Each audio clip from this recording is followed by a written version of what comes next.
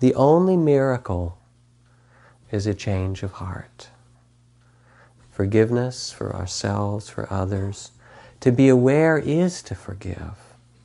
To be aware is to let the world back into our heart as it is.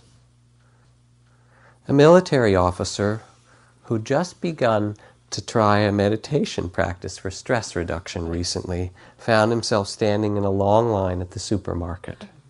By nature he was impatient, and he became incensed when he noticed that the woman just ahead of him in line had only one item.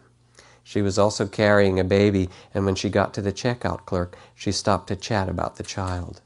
To top it off, she handed the baby to the clerk, and they were both cooing over it, oblivious to the lengthening line.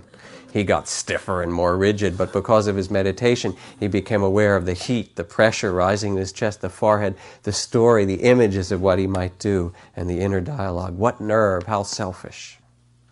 As he recognized what he was doing to himself, he relaxed and paid attention to some slow, even breaths, and for the first time really looked at the baby.